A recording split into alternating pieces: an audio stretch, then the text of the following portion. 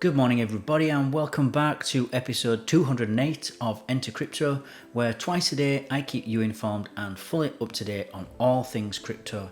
If that sounds like something you'd be interested in, then go ahead and like, subscribe and click on the notifications bell so that you don't miss any future updates, as I put out a new video every 12 hours.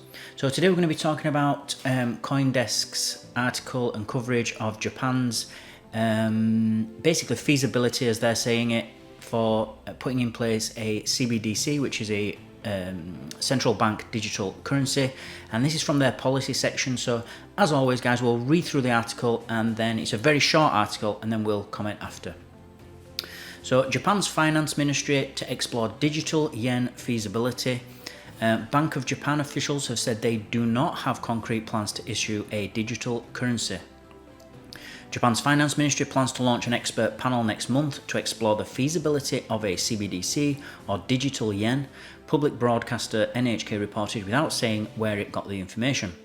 The panel is expected to discuss the creation of a framework for digital currency using the findings of more than 2 years of proof of concept experiments conducted by the Bank of Japan.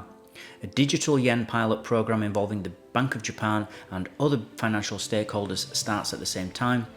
The ministry plans to take into account the opinions of the panel and prepare for the possible introduction of a digital yen, even though the BOJ officials have said they don't have any plans to issue one, according to the report. As president of the Group of Seven, or G7, industrialized nations this year, Japan is planning to stay tougher global crypto regulations, Kyodo reported earlier this week. So that's the article. As I said, it was very short.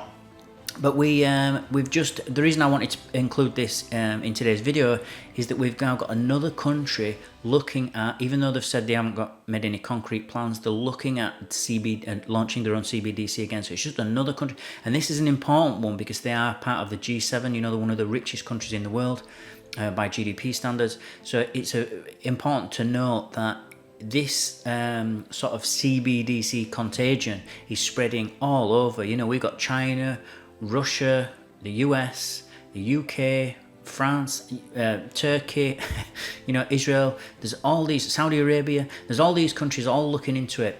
Even Brazil and South Africa. There's just it's difficult to actually remember them all, and I'm sure I've probably missed some off. And now we've got Japan involved as well. Australia, I've just remembered another one. So now we've got Japan looking at the prospect of it anyway, or looking at the feasibility, as they're saying in this report. And so it's really taking the world by storm, is this whole CBDC idea.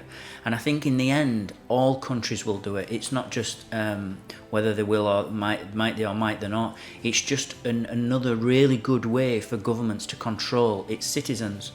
Governments are all about control and obviously governance.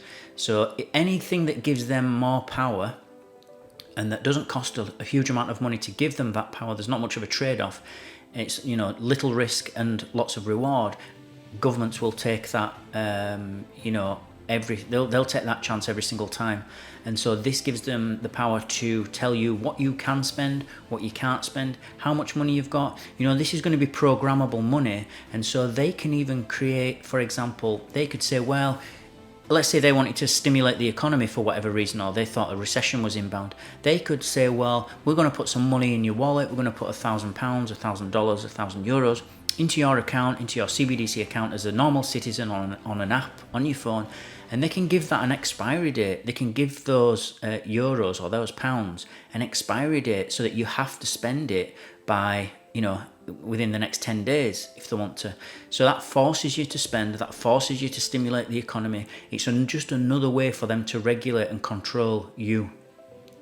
Another thing they can do is they can say, for example, if they've, I think I've talked about this before on the channel, but if they've got some kind of green initiative like a lot of Democrats have, then they can say, well, you're only going to be spending so much on petrol or gas this month. You know, you've got a quota, you've got a certain amount that you can spend, whether that's $200 or $300 or €200 or €300 or pounds, and that's all you're going to be spending. Because if you go to the petrol pump and you've come to your limit, your app or your payment will not go through. And so that's what we're looking at here. They can regulate everything. If they stop cash, there'll be no which almost every country is looking to get rid of cash, basically, because that's another way that the government can't control you, because it's private. It's not private, but it's anonymous. You can give somebody a £10 note or a $10 note, $10 bill, and nobody knows about it, only you and the person you're transacting with. So cash has a lot of value when it comes to privacy that you can't do in almost any other way when it comes to the euro, the dollar, or any fiat government currency. So slowly but surely they're eating into your average citizen's privacy, and it's just going to go to a stage where you just won't have any financial privacy. And that's what crypto is all about. Crypto is about taking the power, because money is power at the end of the day, and taking the money out of the control of the governments, removing them, just like in the olden days where we removed the church. In the UK anyway, and I know it's in a lot of places in Europe as well, where we separated the church and the state, is no different almost to what's happening now, where we're trying to remove money and the state and keep them separate things because they're being abused. The government is too tempting, as I've said before, it's just too tempting for the government to keep printing the way out of problems.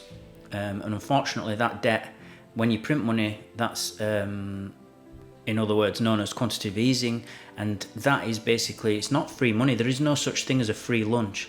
It's free for the government, but it has to be paid by somebody else, whether that's in higher prices with inflation, or whether that's in any form really. But the one thing that I can guarantee you is that the government will not be paying the debt. We will be paying the debt. The average people, the citizens, people that are going to work, their wages are going to remain the same, or in most cases they go up slightly, so you might get 1%, 2% raise in the minimum wage, but the cost of living and the cost of your rent and the cost of consumer goods and services and everything that you need to buy in life goes up by 8 and 9 and 10%. Well, obviously you can't keep up in that instance, so that 6% in between the 2 and the 8% is the government, is basically you paying the government's debt. And while ever the government keeps doing this, and it will keep doing it because it's too tempting, then we're just going to get worse and worse. We are spending what we cannot. You can't keep spending something that you just pushing, just kicking the can down the road and just pushing that debt further and further down, because it just gets bigger. The problem just gets bigger and bigger. And the problem is when it gets bigger and bigger like that and you get more and more debt, it takes less to knock you off that pedestal.